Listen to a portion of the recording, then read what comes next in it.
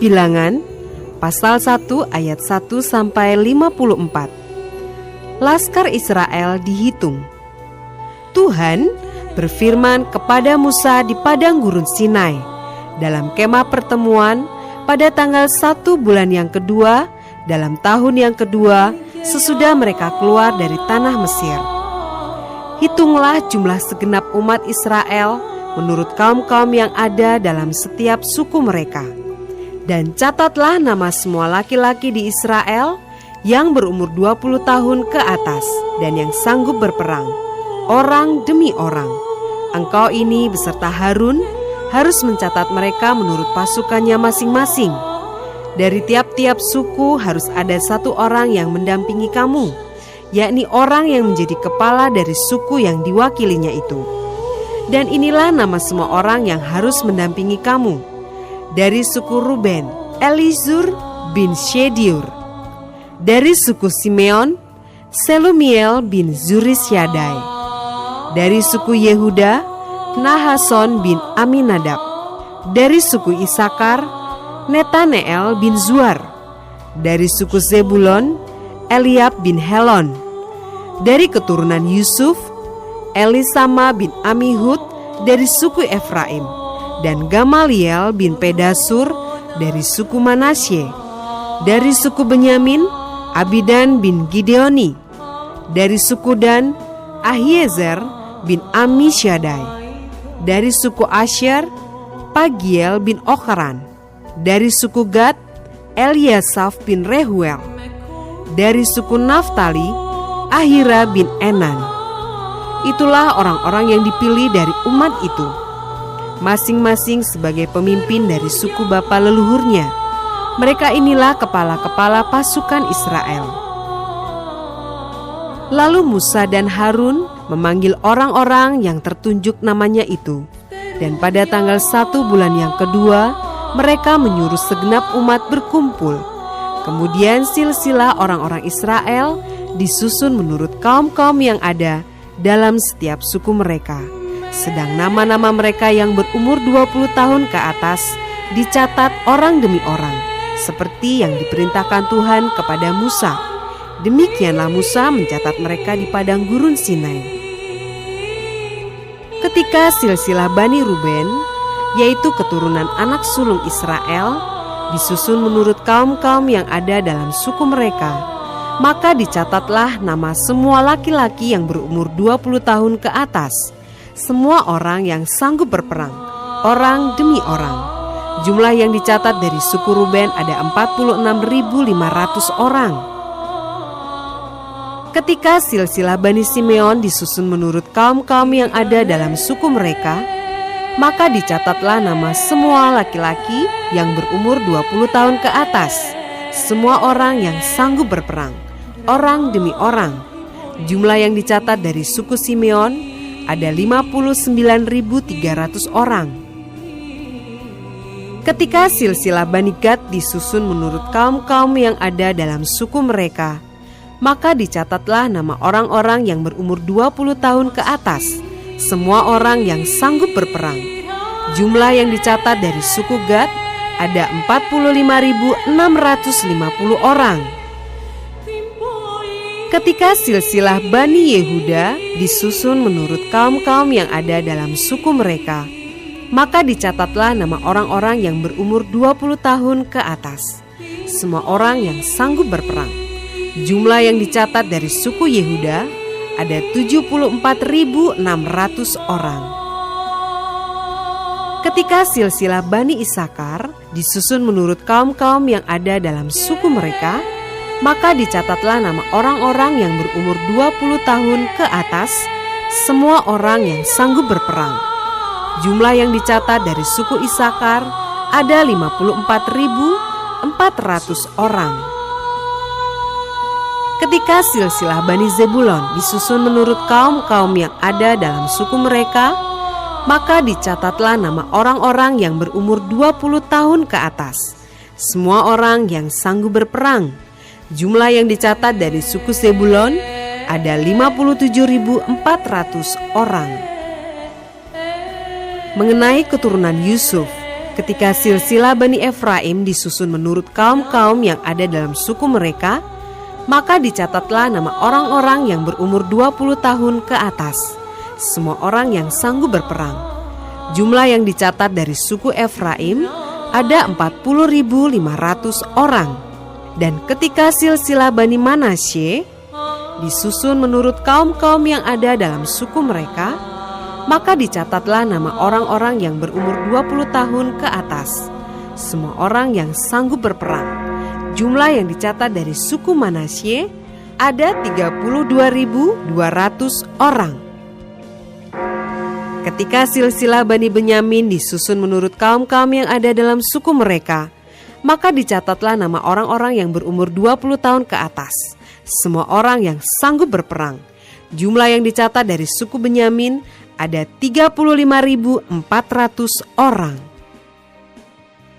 Ketika silsilah Bani Dan disusun menurut kaum-kaum yang ada dalam suku mereka, maka dicatatlah nama orang-orang yang berumur 20 tahun ke atas, semua orang yang sanggup berperang. Jumlah yang dicatat dari suku Dan ada 62.700 orang. Ketika silsilah Bani Asyer disusun menurut kaum-kaum yang ada dalam suku mereka, maka dicatatlah nama orang-orang yang berumur 20 tahun ke atas, semua orang yang sanggup berperang. Jumlah yang dicatat dari suku Asyer ada 41.500 orang. Ketika silsilah Bani Naftali disusun menurut kaum-kaum yang ada dalam suku mereka, maka dicatatlah nama orang-orang yang berumur 20 tahun ke atas, semua orang yang sanggup berperang. Jumlah yang dicatat dari suku Naftali ada 53.400 orang. Itulah jumlah orang-orang yang dicatat oleh Musa dengan Harun dan dengan ke-12 pemimpin Israel yang masing-masing mewakili sukunya. Jadi semua orang Israel yang dicatat menurut suku-suku mereka, yaitu orang-orang yang berumur 20 tahun ke atas dan yang sanggup berperang di antara orang Israel, berjumlah 603.550 orang. Tetapi mereka yang menurut suku bapa leluhurnya termasuk orang Lewi tidak turut dicatat bersama-sama dengan mereka itu. Sebab Tuhan telah berfirman kepada Musa, hanya suku Lewi janganlah kau catat dan janganlah kau hitung jumlahnya bersama-sama dengan orang Israel. Tetapi tugaskanlah mereka untuk mengawasi kemah suci, tempat hukum Allah dengan segala perabotan dan perlengkapannya. Mereka harus mengangkat kemah suci dengan segala perabotannya. Mereka harus mengurusnya dan harus berkemah di sekelilingnya. Apabila berangkat, kemah suci harus dibongkar oleh orang Lewi. Dan apabila berkemah, kemah suci harus dipasang oleh mereka. Sedang orang awam yang mendekat harus dihukum mati. Orang Israel haruslah berkemah masing-masing di tempat perkemahannya dan masing-masing dekat panji-panjinya, menurut pasukan mereka. Tetapi orang Lewi haruslah berkemah di sekeliling kemah suci, tempat hukum Allah, supaya umat Israel jangan kena murka. Orang Lewi haruslah memelihara kemah suci, tempat hukum itu. Maka orang Israel berbuat demikian, tepat seperti yang diperintahkan Tuhan kepada Musa. Demikianlah diperbuat mereka.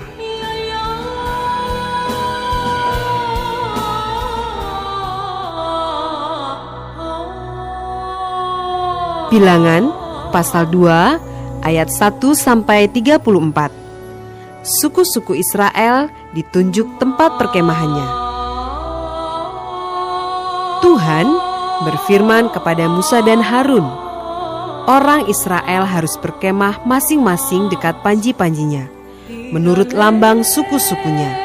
Mereka harus berkemah di sekeliling kemah pertemuan, agak jauh daripadanya. Yang berkemah di sebelah timur dekat panji-panjinya ialah Laskar Yehuda, menurut pasukan-pasukan mereka. Pemimpin Bani Yehuda ialah Nahason bin Aminadab. Pasukannya terdiri dari 74.600 orang yang dicatat. Yang berkemah di dekatnya ialah suku Isakar. Pemimpin Bani Isakar ialah Netaneel bin Zuar. Pasukannya terdiri dari 54.400 orang yang dicatat. Kemudian suku Zebulon.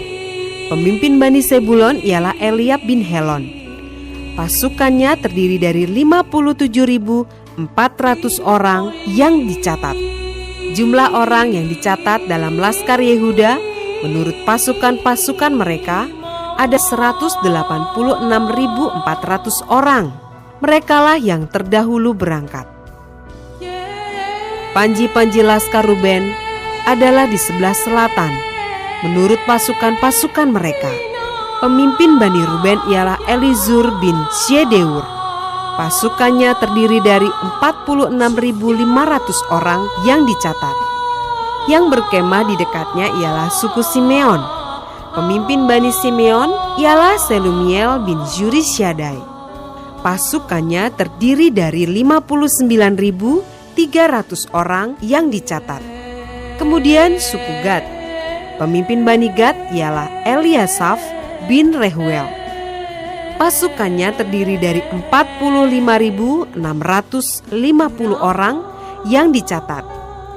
Jumlah orang yang dicatat dalam Laskar Ruben menurut pasukan-pasukan mereka ada 151.450 orang. Merekalah yang nomor 2 berangkat.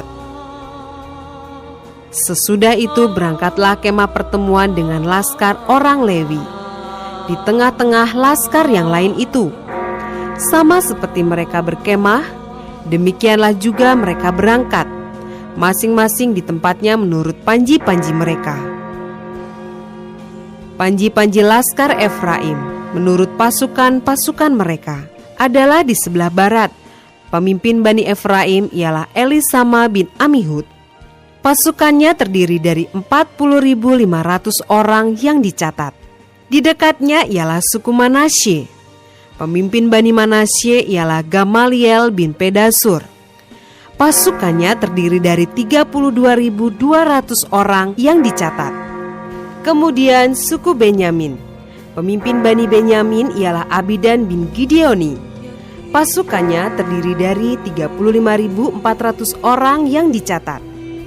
Jumlah orang yang dicatat dalam Laskar Efraim menurut pasukan-pasukan mereka ada 108.100 orang. Merekalah yang nomor 3 berangkat.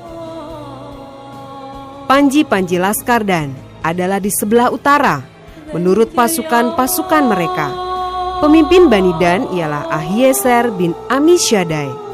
Pasukannya terdiri dari 62.700 orang yang dicatat. Yang berkemah di dekatnya ialah suku Asyer. Pemimpin Bani Asyer ialah Pagiel bin Okran. Pasukannya terdiri dari 41.500 orang yang dicatat. Kemudian suku Naftali. Pemimpin Bani Naftali ialah Ahira bin Enan.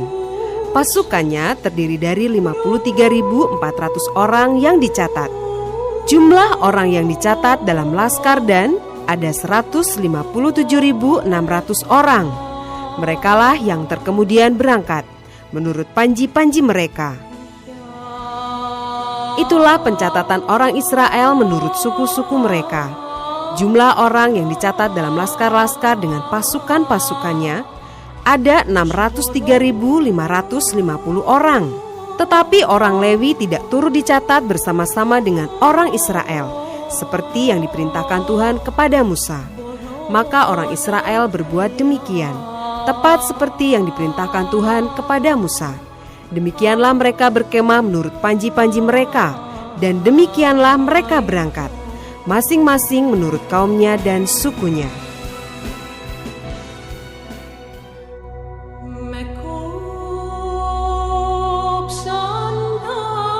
Bilangan pasal 3 ayat 1-51.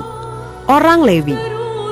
Inilah keturunan Harun dan Musa pada waktu Tuhan berfirman kepada Musa di Gunung Sinai. Nama anak-anak Harun ialah yang sulung, Nadab, kemudian Abihu, Eleazar dan Itamar. Itulah nama anak-anak Harun, imam-imam yang diurapi, yang telah ditabiskan untuk memegang jabatan imam.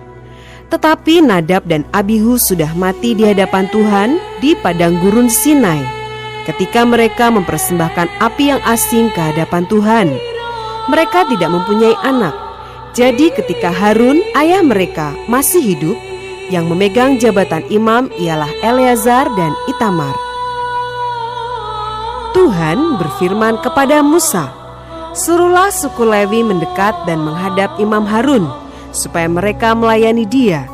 Mereka harus mengerjakan tugas-tugas bagi Harun dan bagi segenap umat Israel di depan kemah pertemuan, dan dengan demikian melakukan pekerjaan jabatannya pada kemah suci.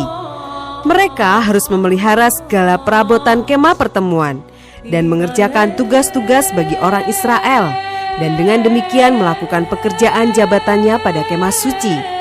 Orang Lewi harus kau serahkan kepada Harun dan anak-anaknya. Dari antara orang Israel, haruslah orang-orang itu diserahkan kepadanya dengan sepenuhnya. Tetapi Harun dan anak-anaknya haruslah kau tugaskan untuk memegang jabatannya sebagai imam, sedang orang awam yang mendekat harus dihukum mati." Tuhan berfirman kepada Musa, "Sesungguhnya aku mengambil orang Lewi dari antara orang Israel, ganti semua anak sulung mereka yang terdahulu lahir dari kandungan, supaya orang Lewi menjadi kepunyaanku. Sebab akulah yang punya semua anak sulung. Pada waktu aku membunuh semua anak sulung di tanah Mesir, maka aku menguduskan bagiku semua anak sulung yang ada pada orang Israel, baik dari manusia maupun dari hewan. Semuanya itu kepunyaanku. Akulah Tuhan." Tuhan berfirman kepada Musa di padang gurun Sinai, "Catatlah Bani Lewi menurut puak-puak dan kaum-kaum mereka. Semua laki-laki yang berumur 1 bulan ke atas harus kau catat." Lalu Musa mencatat mereka sesuai dengan titah Tuhan, seperti yang diperintahkan kepadanya. Inilah anak-anak Lewi dengan nama mereka: Gerson, Kehat, dan Merari. Inilah nama anak-anak Gerson dan kaum-kaum mereka: Libni dan Simei. Anak-anak Kehat dan kaum-kaum mereka ialah Amram, Yishar, Hebron, dan Uziel. Anak-anak Merari dan kaum-kaum mereka ialah Mahli dan Musi. Inilah kaum-kaum orang Lewi yang ada dalam puak-puak mereka. Puak Gerson terdiri dari kaum Libni dan kaum Simei. Itulah kaum-kaum Gerson. Jumlah pencatatan mereka ketika semua laki-laki yang berumur 1 bulan ke atas dicatat ada 7.500 orang. Kaum-kaum Gerson ini berkemah di belakang kemah suci di sebelah barat. Pemimpin puak Gerson ialah Eliasaf bin Lael. Yang harus dipelihara oleh Bani Gerson dalam kemah pertemuan ialah kemah suci dan kemah dengan tudungnya, tirai pintu kemah pertemuan, layar pelataran dan tirai pintu pelataran yang ada sekeliling kemah suci, dan mesbah dan talinya, termasuk segala pekerjaan yang berhubungan dengan semuanya itu. Puak Kehat terdiri dari kaum Amram, kaum Yishar, kaum Hebron, dan kaum Uziel. Itulah kaum-kaum Kehat. Jumlah pencatatan mereka ketika semua laki-laki yang berumur 1 bulan ke atas dicatat ada 8.600 orang, yakni mereka yang memelihara barang-barang kudus. Kaum-kaum Bani Kehat ini berkemah pada sisi kemah suci sebelah selatan. Pemimpin puak Kehat dan kaum-kaumnya ialah Elisafan bin Uziel. Yang harus dipelihara mereka ialah tabut, meja, kandil, mesbah-mesbah, perkakas tempat kudus yang dipakai untuk menyelenggarakan ibadah, juga tirai, termasuk segala pekerjaan yang berhubungan dengan semuanya itu. Adapun pemimpin tertinggi orang Lewi ialah Eleazar, anak Imam Harun, yang mengawasi mereka yang memelihara barang-barang kudus. Puak Merari terdiri dari kaum Mahli dan kaum Musi. Itulah kaum-kaum Merari. Jumlah pencatatan mereka ketika semua laki-laki yang berumur 1 bulan ke atas dicatat ada 6.200 orang. Pemimpin puak Merari dan kaum-kaumnya ialah Zuriel bin Abihail. Mereka berkemah pada sisi kemah suci sebelah utara. Yang ditugaskan kepada Bani Merari untuk dipelihara ialah papan kemah suci, kayu lintangnya, tiang-tiangnya, alasnya, segala perabotannya, termasuk segala pekerjaan yang berhubungan dengan semuanya itu. Juga tiang pelataran sekelilingnya, alas, patok, dan talinya. Yang berkemah di depan kemah suci di sebelah timur, di depan kemah pertemuan, ialah Musa dan Harun serta anak-anaknya yang mengerjakan tugas pemeliharaan tempat kudus bagi orang Israel. Tetapi orang awam yang mendekat haruslah dihukum mati. Jumlah orang Lewi yang sesuai dengan titah Tuhan dicatat oleh Musa dan Harun menurut kaum-kaum mereka, yakni semua laki-laki yang berumur 1 bulan ke atas, ada 22.000 orang.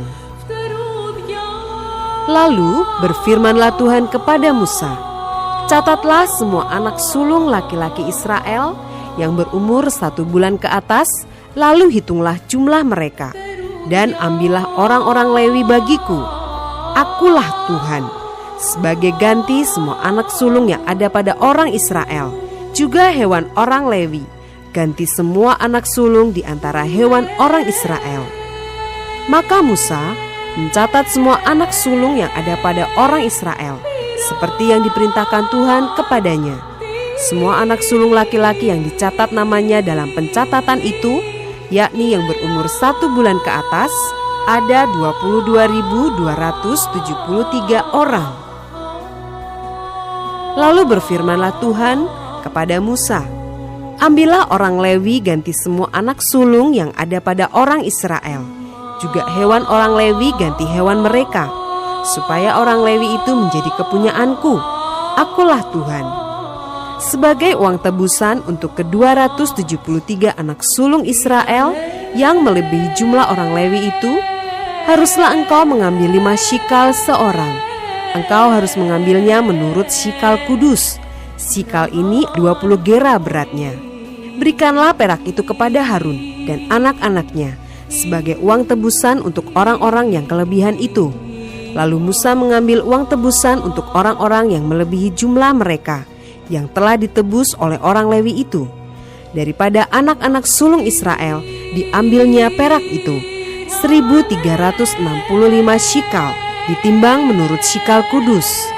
Maka Musa memberikan uang tebusan itu kepada Harun dan anak-anaknya sesuai dengan titah Tuhan, seperti yang diperintahkan Tuhan kepada Musa.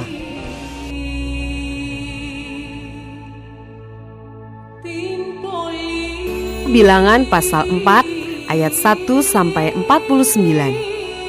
Tuhan berfirman kepada Musa dan Harun, hitunglah jumlah Bani Kehat sebagai suatu golongan tersendiri di antara Bani Lewi, menurut kaum-kaum yang ada dalam puak mereka.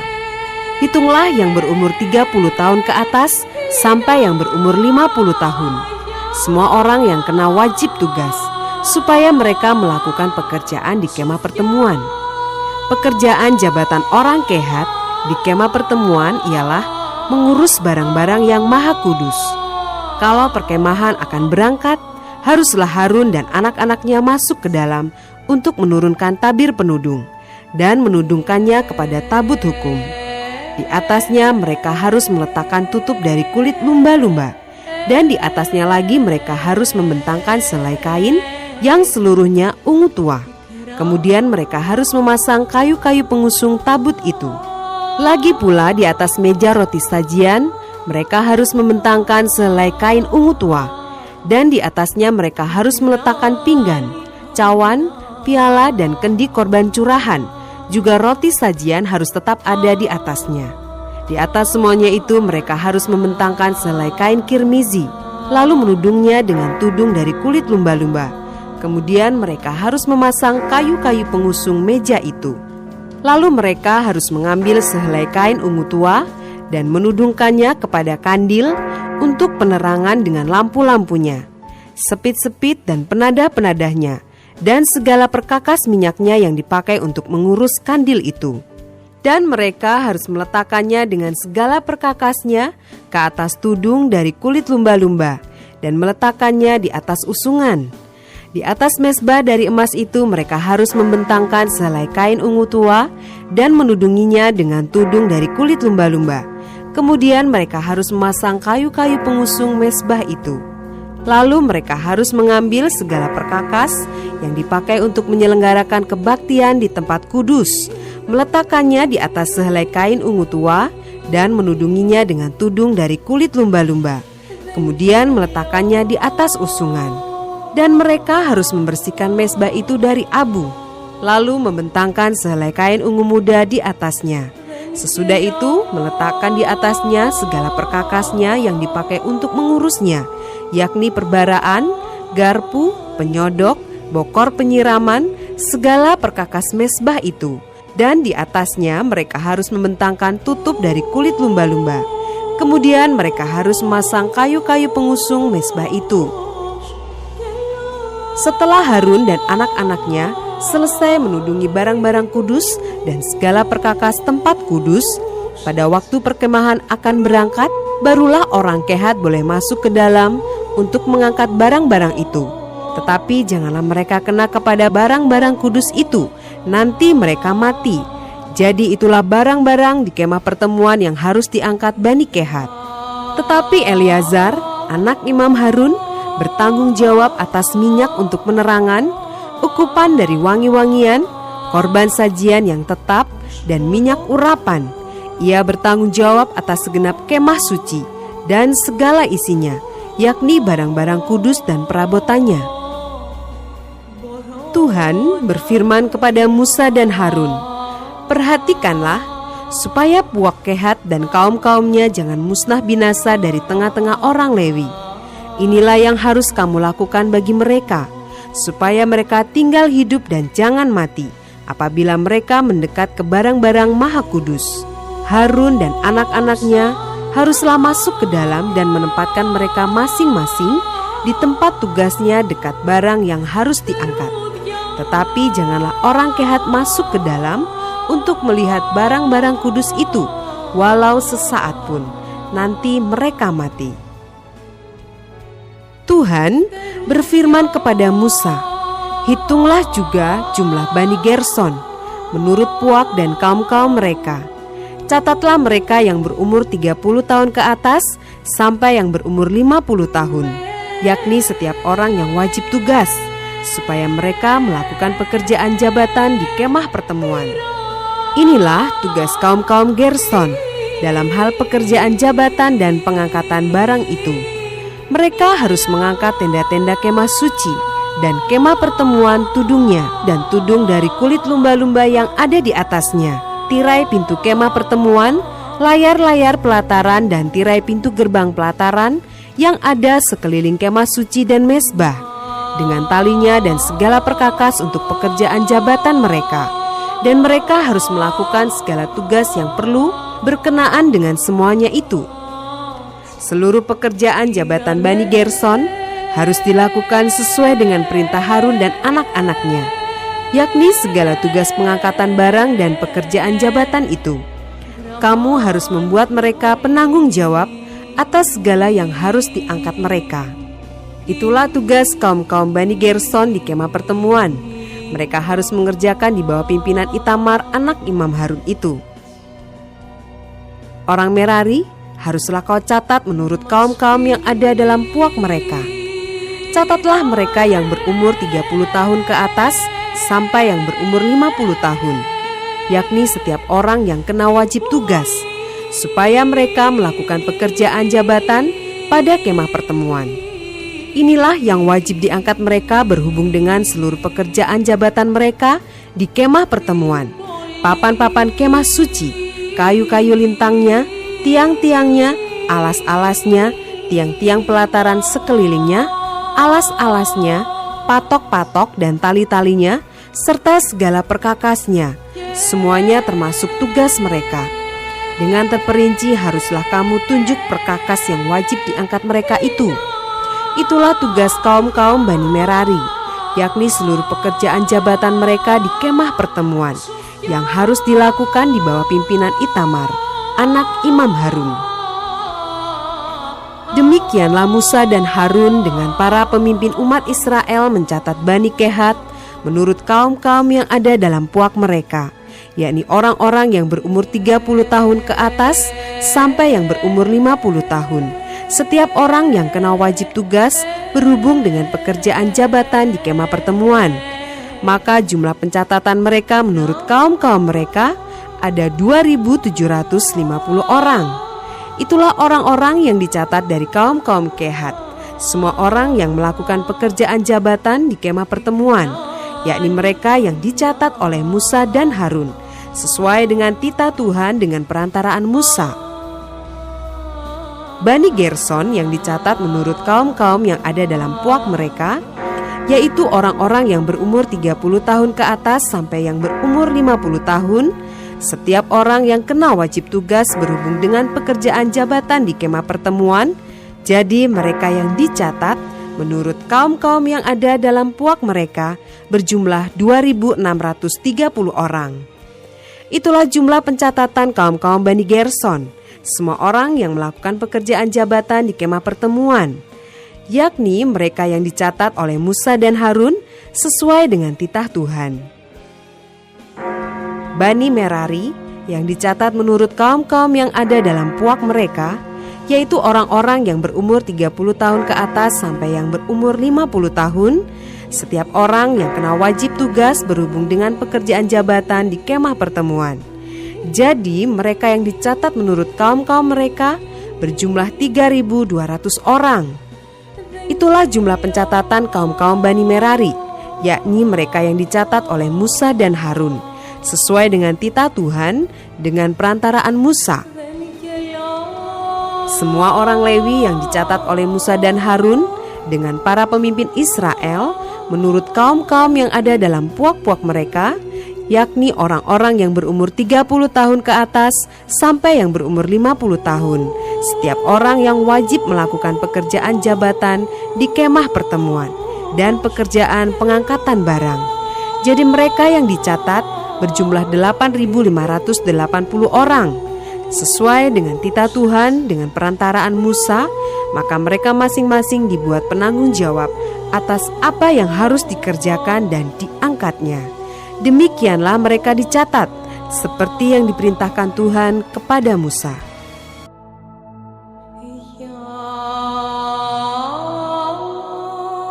Bilangan pasal 5 ayat 1 sampai 4. Peraturan mengenai orang-orang yang najis. Tuhan berfirman kepada Musa, "Perintahkanlah kepada orang Israel supaya semua orang yang sakit kusta, semua orang yang mengeluarkan lelehan, dan semua orang yang najis oleh mayat disuruh meninggalkan tempat perkemahan. Baik laki-laki maupun perempuan haruslah kau suruh pergi. Keluar tempat perkemahan haruslah mereka kau suruh pergi, supaya mereka jangan menajiskan tempat perkemahan di mana aku diam di tengah-tengah mereka." Maka orang Israel berbuat demikian. Mereka menyuruh orang-orang itu meninggalkan tempat perkemahan. Seperti yang difirmankan Tuhan kepada Musa, demikianlah diperbuat orang Israel.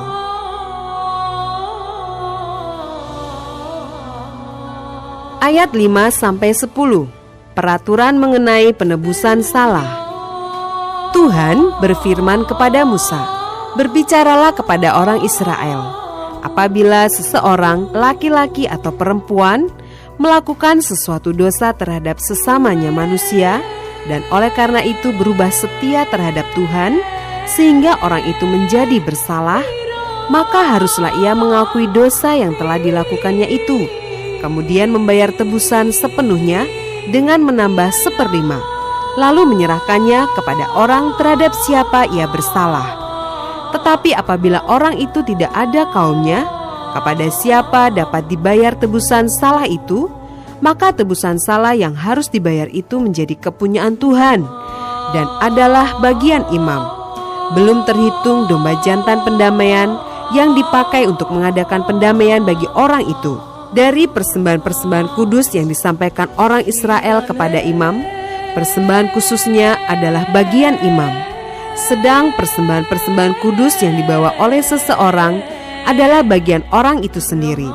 Hanya apa yang diserahkannya kepada seorang imam adalah bagian imam itu.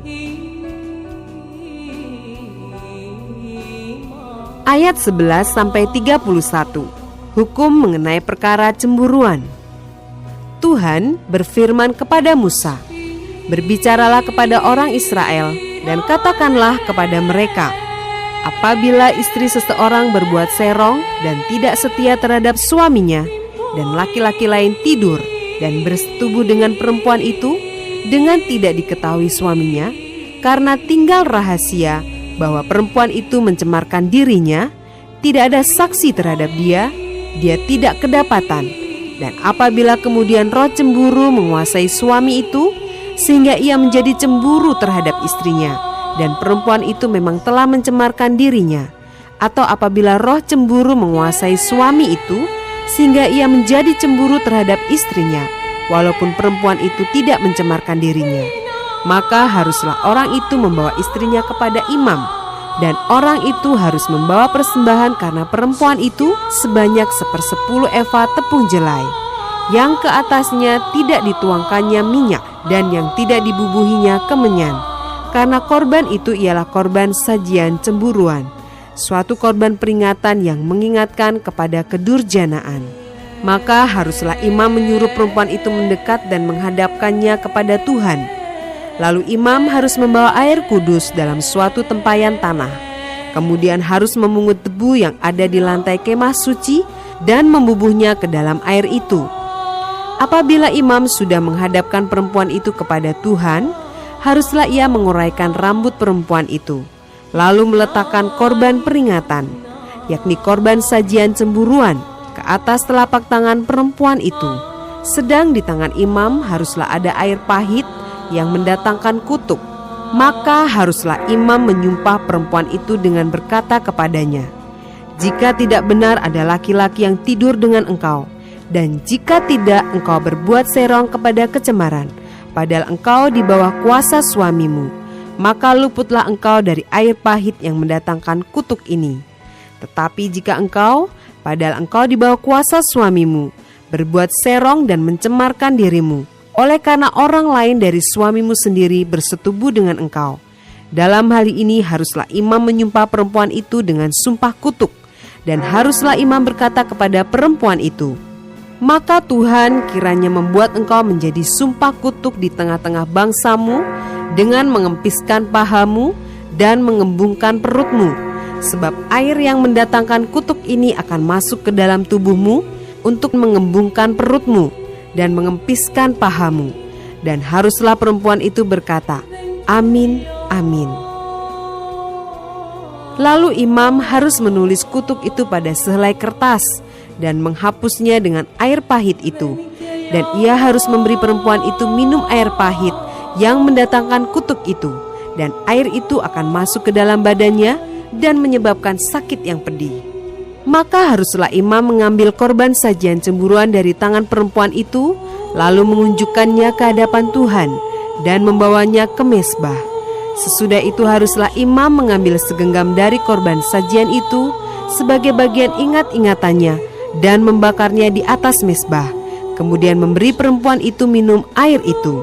Setelah terjadi demikian, apabila perempuan itu memang mencemarkan dirinya dan berubah setia terhadap suaminya, air yang mendatangkan sumpah serapah itu akan masuk ke badannya dan menyebabkan sakit yang pedih, sehingga perutnya mengembung dan pahanya mengempis, dan perempuan itu akan menjadi sumpah kutuk di antara bangsanya. Tetapi apabila perempuan itu tidak mencemarkan dirinya, melainkan ia suci, maka ia akan bebas dan akan dapat beranak. Itulah hukum tentang perkara cemburuan. Kalau seorang perempuan telah berbuat serong dan mencemarkan dirinya, padahal ia di bawah kuasa suaminya, atau kalau roh cemburu menguasai seorang laki-laki, sehingga ia cemburu terhadap istrinya, ia harus menghadapkan perempuan itu kepada Tuhan, dan imam haruslah melaksanakan seluruh hukum ini kepada perempuan itu. Laki-laki itu akan bebas daripada salah, tetapi perempuan itu haruslah menanggung akibat kesalahannya.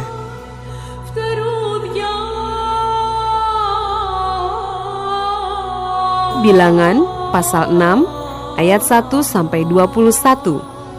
Hukum mengenai kenaziran. Tuhan berfirman kepada Musa, "Berbicaralah kepada orang Israel dan katakanlah kepada mereka, apabila seseorang, laki-laki atau perempuan, mengucapkan nazar khusus, yakni nazar orang nazir, untuk mengkhususkan dirinya bagi Tuhan, maka haruslah ia menjauhkan dirinya dari anggur dan minuman yang memabukkan. Jangan meminum cuka anggur atau cuka minuman yang memabukkan, dan jangan meminum sesuatu minuman yang dibuat dari buah anggur, dan jangan memakan buah anggur, baik yang segar maupun yang kering. Selama waktu kenazirannya, janganlah ia makan sesuatu apapun yang berasal dari pohon anggur, dari bijinya sampai kepada pucuk rantingnya. Selama waktu nazarnya sebagai orang nazir, janganlah pisau cukur lalu di kepalanya, sampai genap waktunya ia mengkhususkan dirinya bagi Tuhan. Haruslah ia tetap kudus dan membiarkan rambutnya tumbuh panjang. Selama waktunya ia mengkhususkan dirinya bagi Tuhan, janganlah ia dekat kepada mayat orang. Bahkan apabila mati ayahnya ataupun ibunya, saudaranya laki-laki ataupun saudaranya perempuan, janganlah ia menajiskan dirinya kepada mereka, sebab tanda kenaziran bagi Allahnya ada di atas kepalanya. Selama waktu kenazirannya ia kudus bagi Tuhan. Tetapi apabila seseorang mati di dekatnya dengan sangat tiba-tiba, sehingga ia menajiskan rambut kenazirannya, maka haruslah ia mencukur rambutnya pada hari pentahirannya, yaitu pada hari yang ketujuh haruslah ia mencukurnya. Pada hari yang ke-8 haruslah ia membawa 2 ekor burung tekukur atau 2 ekor anak burung merpati kepada imam ke pintu kemah pertemuan. Maka haruslah imam mengolah yang seekor menjadi korban penghapus dosa dan yang lain menjadi korban bakaran, dan mengadakan pendamaian bagi dia, oleh karena dia telah berdosa dengan berada dekat mayat. Pada hari itu juga ia harus menguduskan kepalanya dan mengkhususkan waktu kenazirannya bagi Tuhan. Ia harus membawa seekor domba jantan berumur setahun menjadi korban penebus salah. Hari-hari yang sudah lewat dianggap batal, karena rambut kenazirannya telah menjadi najis. Dan inilah hukum tentang seorang nazir. Apabila waktu kenazirannya genap, ia harus dibawa ke pintu kemah pertemuan, dan ia harus mempersembahkan sebagai persembahannya kepada Tuhan seekor domba jantan berumur setahun yang tidak bercela untuk korban bakaran, dan seekor domba betina berumur setahun yang tidak bercela untuk korban penghapus dosa, dan seekor domba jantan yang tidak bercela untuk korban keselamatan. Juga sebakul roti yang tidak beragi, yakni roti bundar dari tepung yang terbaik, yang diolah dengan minyak, dan roti tipis yang tidak beragi diolesi dengan minyak, serta dengan korban sajian dan korban-korban curahannya. Lalu haruslah imam membawa semuanya itu ke hadapan Tuhan dan mengolah korban penghapus dosa dan korban bakarannya. Domba jantan itu haruslah diolahnya sebagai korban keselamatan bagi Tuhan, beserta sebakul roti yang tidak beragi itu. Juga haruslah imam mengolah korban sajian dan korban curahannya. Maka haruslah orang nazir itu mencukur rambut kenazirannya di depan pintu kemah pertemuan, lalu mengambil rambut kenazirannya itu dan melemparkannya ke dalam api yang di bawah korban keselamatan. Imam haruslah mengambil paha depan domba jantan itu sesudah dimasak, dan 1 roti bundar yang tidak beragi dari dalam bakul, dengan 1 roti tipis yang tidak beragi, lalu meletakkannya ke atas telapak tangan orang nazir itu, setelah orang ini mencukur rambut kenazirannya. Kemudian haruslah imam mengunjukkan semuanya itu ke hadapan Tuhan sebagai persembahan unjukan. Semuanya itu menjadi bagian kudus bagi imam, beserta dada persembahan unjukan dan beserta paha persembahan khusus. Sesudah itu barulah boleh orang nazir itu minum anggur. Itulah hukum tentang orang nazir yang menazarkan persembahannya kepada Tuhan berdasarkan kenazirannya. Belum dihitung apa yang ia mampu mempersembahkan di samping itu, sesuai dengan bunyi nazar yang diikrarkannya. Demikianlah harus dilakukannya berdasarkan hukum tentang kenazirannya.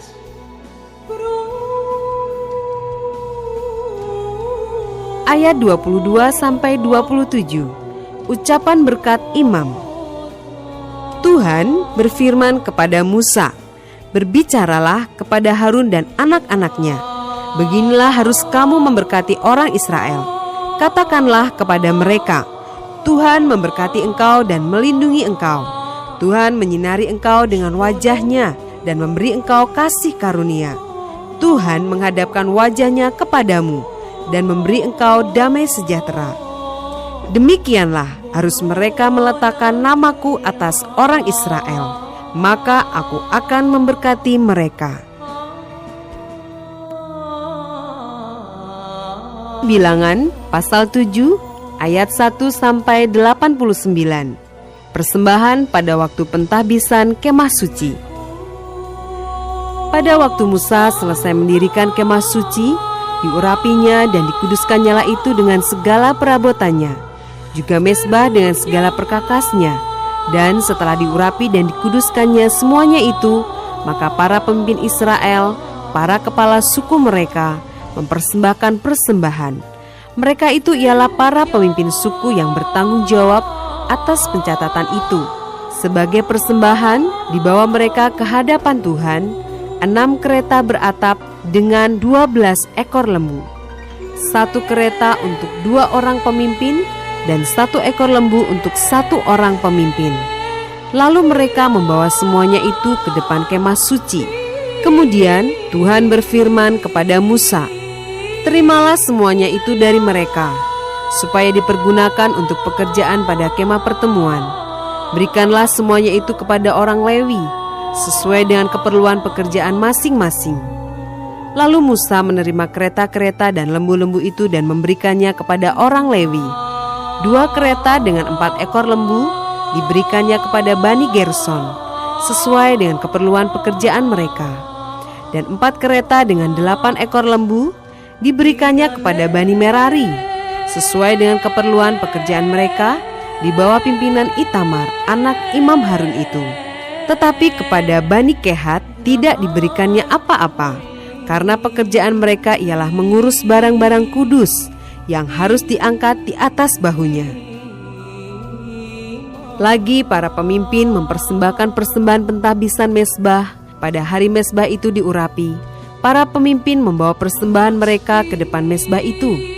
Tuhan berfirman kepada Musa, 1 pemimpin setiap hari haruslah mempersembahkan persembahannya untuk mentahbiskan mezbah itu. Yang mempersembahkan persembahannya pada hari pertama ialah Nahason bin Aminadab dari suku Yehuda. Persembahannya ialah 1 pinggan perak, 130 shikal timbangannya, dan 1 bokor penyiraman dari perak, 70 shikal beratnya, ditimbang menurut shikal kudus. Keduanya berisi tepung yang terbaik, diolah dengan minyak untuk korban sajian. 1 cawan 10 shikal emas beratnya, berisi ukupan, 1 ekor lembu jantan muda, 1 ekor domba jantan dan 1 ekor domba berumur setahun untuk korban bakaran, 1 ekor kambing jantan untuk korban penghapus dosa, dan untuk korban keselamatan 2 ekor lembu, 5 ekor domba jantan, 5 ekor kambing jantan, dan 5 ekor domba berumur setahun. Itulah persembahan Nahason bin Aminadab. Pada hari kedua, Netaneel bin Zuar, pemimpin suku Isakar, mempersembahkan persembahan. Sebagai persembahannya dipersembahkannya 1 pinggan perak, 130 shikal timbangannya, dan 1 bokor penyiraman dari perak, 70 shikal beratnya, ditimbang menurut shikal kudus.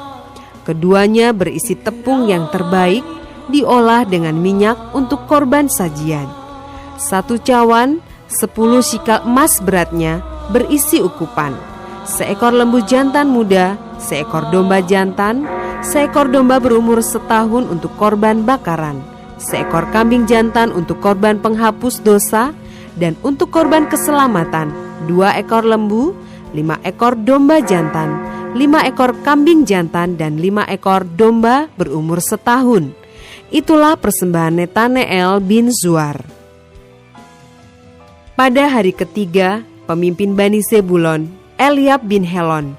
Persembahannya ialah 1 pinggan perak, 130 shikal timbangannya, dan 1 bokor penyiraman dari perak, 70 shikal beratnya, ditimbang menurut shikal kudus.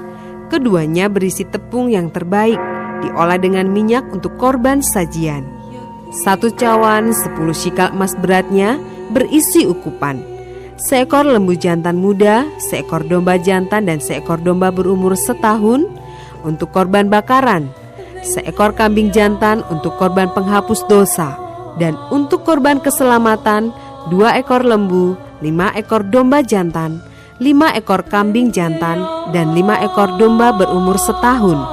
Itulah persembahan Eliab bin Helon.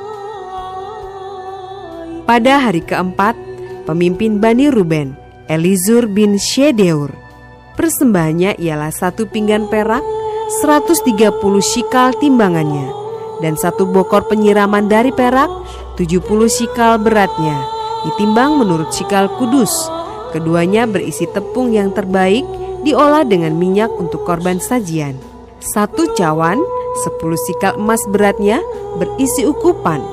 Seekor lembu jantan muda, seekor domba jantan dan seekor domba berumur setahun untuk korban bakaran, seekor kambing jantan untuk korban penghapus dosa, dan untuk korban keselamatan 2 ekor lembu, 5 ekor domba jantan, 5 ekor kambing jantan, dan 5 ekor domba berumur setahun. Itulah persembahan Elizur bin Shedeur. Pada hari kelima, pemimpin Bani Simeon, Selumiel bin Syurishadai. Persembahannya ialah 1 pinggan perak, 130 shikal timbangannya, dan 1 bokor penyiraman dari perak, 70 shikal beratnya, ditimbang menurut shikal kudus. Keduanya berisi tepung yang terbaik, diolah dengan minyak untuk korban sajian.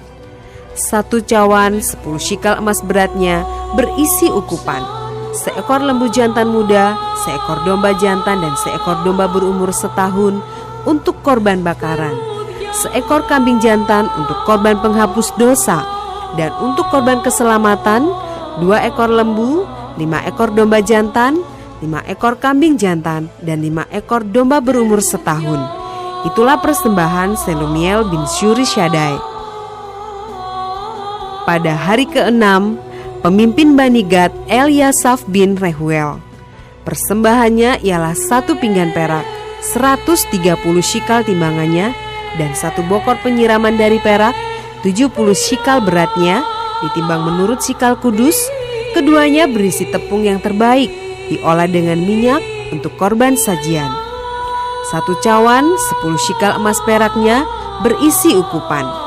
Seekor lembu jantan muda, seekor domba jantan dan seekor domba berumur setahun untuk korban bakaran, seekor kambing jantan untuk korban penghapus dosa, dan untuk korban keselamatan 2 ekor lembu, 5 ekor domba jantan, 5 ekor kambing jantan, dan 5 ekor domba berumur setahun.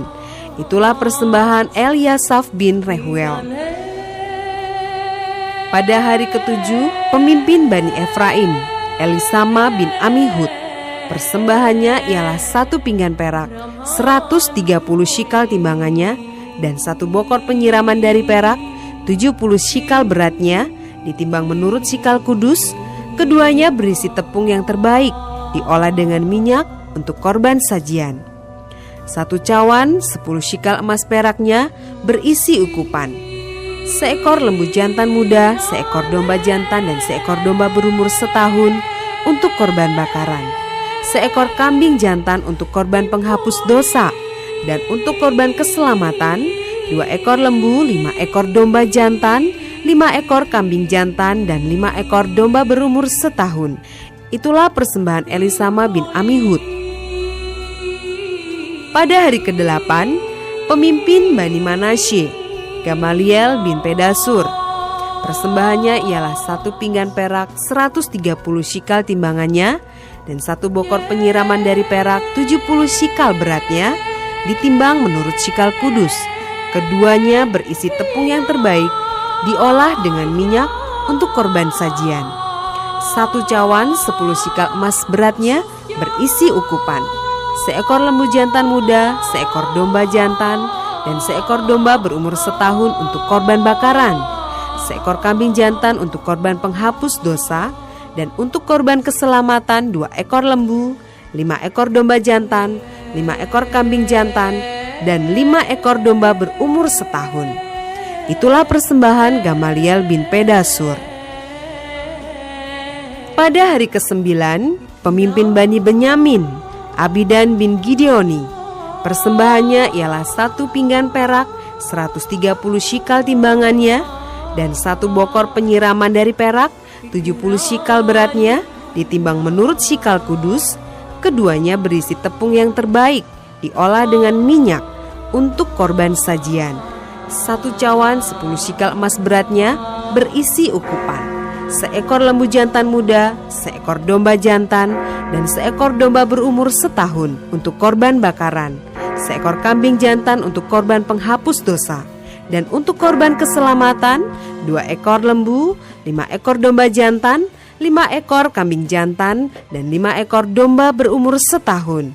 Itulah persembahan Abidan bin Gideoni. Pada hari ke-10, pemimpin Bani Dan, Ahiezer bin Amisyaddai. Persembahannya ialah 1 pinggan perak, 130 shikal timbangannya, dan 1 bokor penyiraman dari perak, 70 shikal beratnya, ditimbang menurut shikal kudus. Keduanya berisi tepung yang terbaik, diolah dengan minyak untuk korban sajian.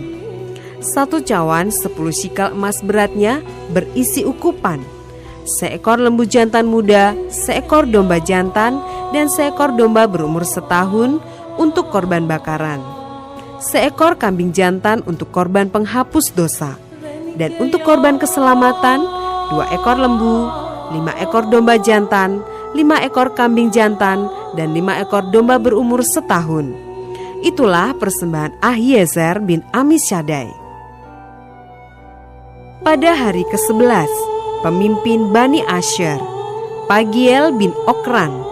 Persembahannya ialah 1 pinggan perak, 130 shikal timbangannya, dan 1 bokor penyiraman dari perak, 70 shikal beratnya, ditimbang menurut shikal kudus. Keduanya berisi tepung yang terbaik, diolah dengan minyak untuk korban sajian.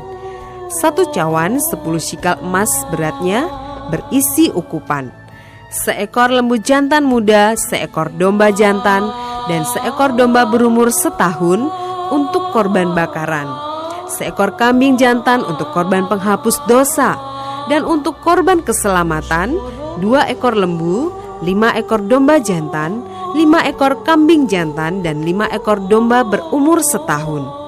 Itulah persembahan Pagiel bin Okran. Pada hari ke-12, pemimpin Bani Naftali, Ahira bin Enan. Persembahannya ialah 1 pinggan perak, 130 shikal timbangannya, dan 1 bokor penyiraman dari perak, 70 shikal beratnya, ditimbang menurut shikal kudus. Keduanya berisi tepung yang terbaik, diolah dengan minyak untuk korban sajian. 1 cawan 10 shikal emas beratnya berisi ukupan, seekor lembu jantan muda, seekor domba jantan, dan seekor domba berumur setahun untuk korban bakaran, seekor kambing jantan untuk korban penghapus dosa, dan untuk korban keselamatan 2 ekor lembu, 5 ekor domba jantan, 5 ekor kambing jantan, dan 5 ekor domba berumur setahun. Itulah persembahan Ahira bin Enan. Itulah persembahan pentabisan mezbah pada hari mezbah itu diurapi dari pihak para pemimpin Israel, yaitu 12 pinggan perak, 12 bokor penyiraman dari perak, 12 cawan emas. Berat tiap-tiap pinggan adalah 130 shikal perak, dan berat tiap-tiap bokor penyiraman adalah 70 shikal. Segala perak perkakas-perkakas itu ada 2.400 shikal beratnya, ditimbang menurut shikal kudus. Selanjutnya 12 cawan emas berisi ukupan, tiap-tiap cawan 10 shikal beratnya, ditimbang menurut shikal kudus. Segala emas cawan itu ada 120 shikal beratnya. Segala hewan untuk korban bakaran itu ialah 12 ekor lembu jantan, 12 ekor domba jantan, 12 ekor domba berumur setahun dengan korban sajiannya, juga 12 ekor kambing jantan untuk korban penghapus dosa. Segala hewan korban keselamatan itu ialah 24 ekor lembu jantan, 60 ekor domba jantan, 60 ekor kambing jantan, 60 ekor domba berumur setahun. Itulah persembahan pentabisan mezbah sesudah mezbah itu diurapi. Apabila Musa masuk ke dalam kemah pertemuan untuk berbicara dengan dia, maka ia mendengar suara yang berfirman kepadanya dari atas tutup pendamaian, yang di atas tabut hukum Allah, dari antara kedua kerub itu. Demikianlah ia berfirman kepadanya. Bilangan pasal 8 ayat 1-4. Kandil. Tuhan berfirman kepada Musa, "Berbicaralah kepada Harun dan katakanlah kepadanya, apabila engkau memasang lampu-lampu itu, haruslah ketujuh lampu itu menerangi yang di sebelah depan kandil. Demikianlah diperbuat Harun. Di sebelah depan kandil dipasangnyalah lampu-lampunya, seperti yang diperintahkan Tuhan kepada Musa. Dan beginilah kandil itu dibuat dari emas tempaan, kandil itu tempaan, baik kakinya maupun kembangnya, sesuai dengan apa yang telah diperlihatkan Tuhan kepada Musa. Demikianlah kandil itu dibuatnya."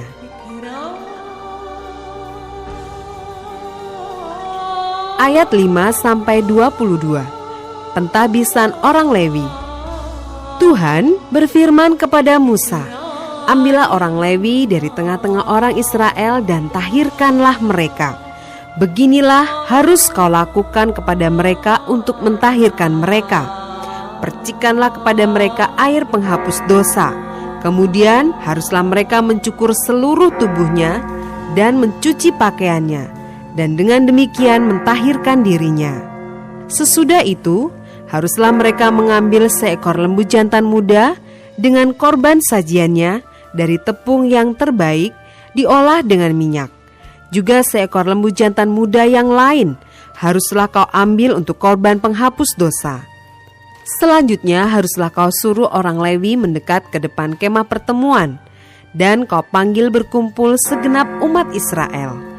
Apabila engkau telah menyuruh orang Lewi mendekat ke hadapan Tuhan, maka haruslah orang Israel meletakkan tangannya atas orang Lewi itu, dan Harun harus mengunjukkan orang Lewi itu sebagai persembahan unjukan dari antara orang Israel di hadapan Tuhan. Dan demikianlah mereka diuntukkan melakukan pekerjaan jabatannya bagi Tuhan. Setelah orang Lewi meletakkan tangannya atas kepala lembu-lembu jantan muda itu, maka haruslah yang seekor diolah sebagai korban penghapus dosa dan yang lain sebagai korban bakaran bagi Tuhan, untuk mengadakan pendamaian bagi orang Lewi.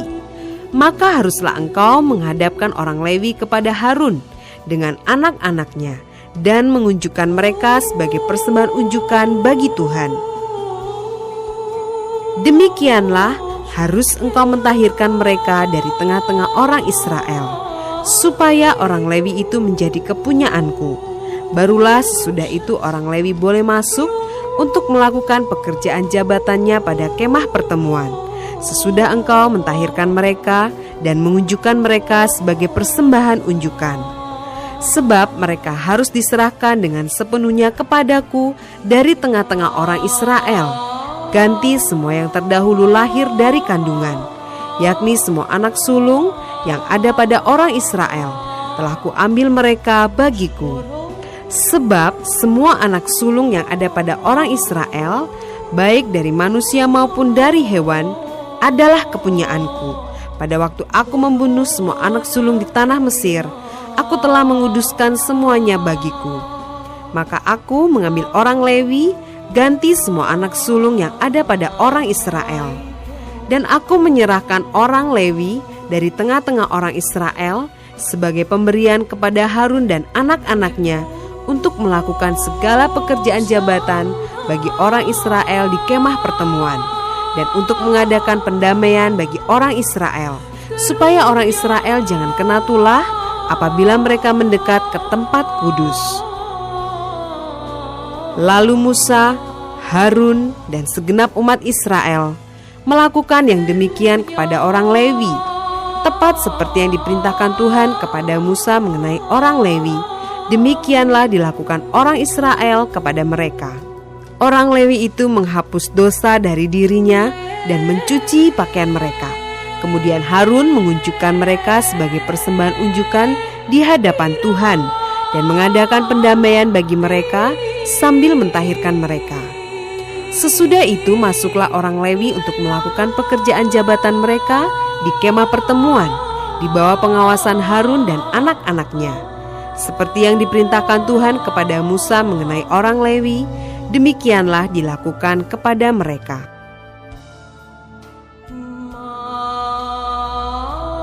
Ayat 23-26. Awal dan akhir masa kerja orang Lewi. Tuhan berfirman kepada Musa, inilah yang berlaku bagi orang Lewi. Setiap orang yang berumur 25 tahun ke atas wajib bertugas, supaya ia bekerja pada kemah pertemuan.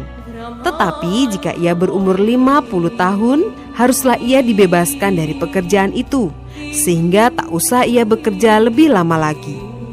Ia boleh membantu saudara-saudaranya di kemah pertemuan dalam menjalankan tugas mereka, tetapi tidak usah lagi ia menjabat pekerjaan itu. Demikianlah harus kau lakukan kepada orang Lewi mengenai tugas mereka. Bilangan pasal 9 ayat 1-14. Ketetapan-ketetapan mengenai perayaan Paskah. Tuhan berfirman kepada Musa di padang gurun Sinai pada bulan yang pertama, tahun yang kedua sesudah mereka keluar dari tanah Mesir. Orang Israel harus merayakan Paskah pada waktunya. Pada hari yang ke-14 bulan ini, pada waktu senja, haruslah kamu merayakannya pada waktu yang ditetapkan. Menurut segala ketetapan dan peraturannya, haruslah kamu merayakannya.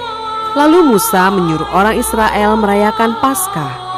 Maka mereka merayakan Paskah pada bulan yang pertama, pada hari yang ke-14 bulan itu, pada waktu senja, di padang gurun Sinai, tepat seperti yang diperintahkan Tuhan kepada Musa. Demikianlah dilakukan orang Israel. Tetapi ada beberapa orang yang najis oleh karena mayat, sehingga tidak dapat merayakan Paskah pada hari itu.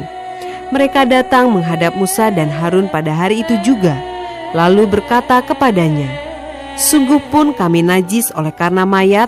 Dengan dasar apakah kami dicegah mempersembahkan persembahan bagi Tuhan di tengah-tengah orang Israel pada waktu yang ditetapkan?" Lalu jawab Musa kepada mereka, "Tunggulah dahulu. Aku hendak mendengar apa yang diperintahkan Tuhan mengenai kamu."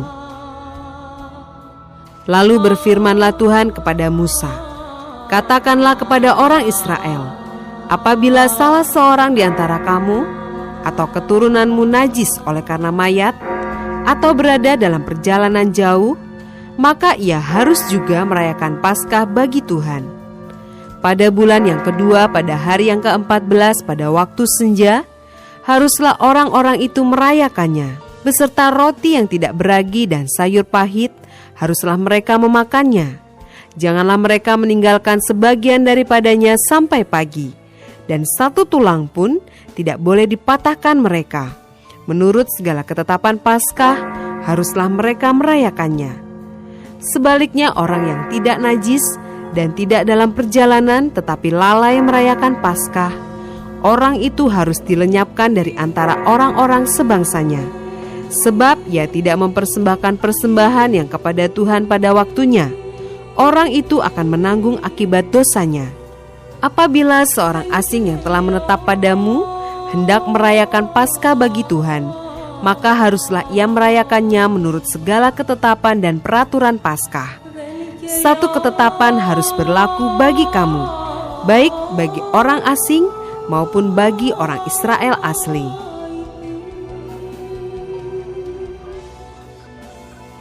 Ayat 15-23. Tiang awan memimpin perjalanan Israel. Pada hari didirikan kemah suci, maka awan itu menutupi kemah suci, kemah hukum Allah. Dan pada waktu malam sampai pagi, awan itu ada di atas kemah suci, kelihatan seperti api. Demikianlah selalu terjadi. Awan itu menutupi kemah, dan pada waktu malam kelihatan seperti api. Dan setiap kali awan itu naik dari atas kemah, maka orang Israel pun berangkatlah. Dan di tempat awan itu diam, di sanalah orang Israel berkemah. Atas titah Tuhan, orang Israel berangkat, dan atas titah Tuhan juga mereka berkemah. Selama awan itu diam di atas kemah suci, mereka tetap berkemah.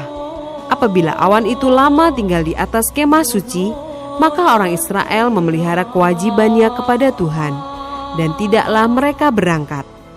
Ada kalanya awan itu hanya tinggal beberapa hari di atas kemah suci, maka atas titah Tuhan mereka berkemah, dan atas titah Tuhan juga mereka berangkat. Ada kalanya awan itu tinggal dari petang sampai pagi. Ketika awan itu naik pada waktu pagi, mereka pun berangkatlah, baik pada waktu siang, baik pada waktu malam. Apabila awan itu naik, mereka pun berangkatlah. Berapa lama pun juga awan itu diam di atas kemah suci, baik 2 hari, baik sebulan atau lebih lama, maka orang Israel tetap berkemah dan tidak berangkat. Tetapi apabila awan itu naik, barulah mereka berangkat. Atas titah Tuhan mereka berkemah, dan atas titah Tuhan juga mereka berangkat. Mereka memelihara kewajibannya kepada Tuhan menurut titah Tuhan dengan perantaraan Musa. Bilangan pasal 10 ayat 1-10. Semboyan Nafiri. Tuhan berfirman kepada Musa, "Buatlah 2 nafiri dari perak. Dari perak tempaan harus kau buat itu, supaya dipergunakan untuk memanggil umat Israel dan untuk menyuruh laskar-laskarnya berangkat. Apabila kedua nafiri itu ditiup, segenap umat itu harus berkumpul kepadamu di depan pintu kemah pertemuan. Jikalau hanya satu saja ditiup, maka para pemimpin, para kepala pasukan Israel harus berkumpul kepadamu. Apabila kamu meniup tanda semboyan, maka haruslah berangkat laskar-laskar yang berkemah di sebelah timur. Apabila kamu meniup tanda semboyan kedua kalinya, maka haruslah berangkat laskar-laskar yang berkemah di sebelah selatan. Jadi tanda semboyan harus ditiup untuk menyuruh mereka berangkat. Tetapi untuk menyuruh jemaah itu berkumpul, kamu harus meniup saja tanpa memberi tanda semboyan. Nafiri-nafiri itu harus ditiup oleh anak-anak Imam Harun. Itulah yang harus menjadi ketetapan untuk selama-lamanya bagimu turun-temurun. Dan apabila kamu maju berperang di negerimu melawan musuh yang menyesakkan kamu, kamu harus memberi tanda semboyan dengan nafiri, supaya kamu diingat di hadapan Tuhan Allahmu dan diselamatkan daripada musuhmu. Juga pada hari-hari kamu bersukaria, pada perayaan-perayaanmu, dan pada bulan-bulan barumu, haruslah kamu meniup nafiri itu pada waktu mempersembahkan korban-korban bakaranmu dan korban-korban keselamatanmu. Maksudnya supaya kamu diingat di hadapan Allahmu. Akulah Tuhan Allahmu.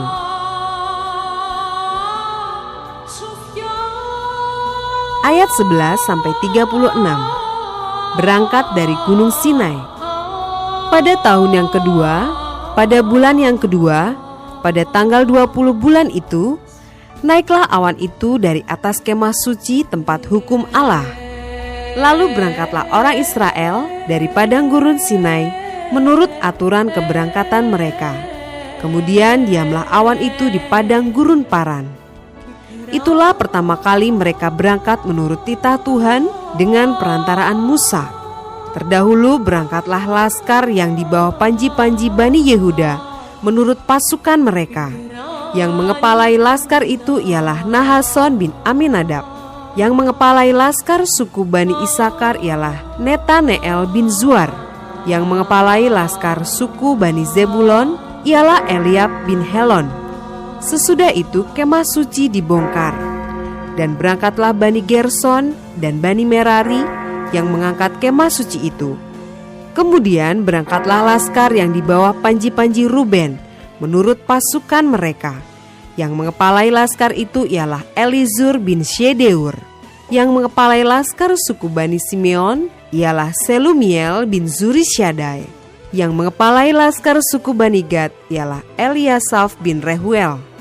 Sesudah itu berangkatlah orang Kehat yang mengangkat barang-barang tempat kudus. Kemah suci sudah dipasang sebelum mereka datang. Kemudian berangkatlah laskar yang di bawah panji-panji Bani Efraim menurut pasukan mereka. Yang mengepalai laskar itu ialah Elisama bin Amihud. Yang mengepalai laskar suku Bani Manase ialah Gamaliel bin Pedazur. Yang mengepalai laskar suku Bani Benyamin ialah Abidan bin Gideoni. Sebagai barisan penutup semua laskar itu, berangkatlah laskar yang di bawah panji-panji Bani Dan menurut pasukan mereka. Yang mengepalai laskar itu ialah Ahiezer bin Amisyaddai. Yang mengepalai laskar suku Bani Asher ialah Pagiel bin Okran. Yang mengepalai laskar suku Bani Naftali ialah Ahira bin Enan. Itulah aturan keberangkatan orang Israel menurut pasukan mereka ketika mereka berangkat. Lalu berkatalah Musa kepada Hobab anak Rehuel orang Midian, mertua Musa, "Kami berangkat ke tempat yang dimaksud Tuhan ketika Ia berfirman, 'Aku akan memberikannya kepadamu,' sebab itu ikutlah bersama-sama dengan kami. Maka kami akan berbuat baik kepadamu, sebab Tuhan telah menjanjikan yang baik tentang Israel." Tetapi jawabnya kepada Musa, "Aku tidak ikut, melainkan aku hendak pergi ke negeriku dan kepada sanak saudaraku." Kata Musa, "Janganlah kiranya tinggalkan kami, sebab engkaulah yang tahu bagaimana kami berkemah di padang gurun. Maka engkau dapat menjadi penunjuk jalan bagi kami. Jika engkau ikut bersama-sama dengan kami, maka kebaikan yang akan dilakukan Tuhan kepada kami, akan kami lakukan juga kepadamu." Lalu berangkatlah mereka dari gunung Tuhan dan berjalan 3 hari perjalanan jauhnya.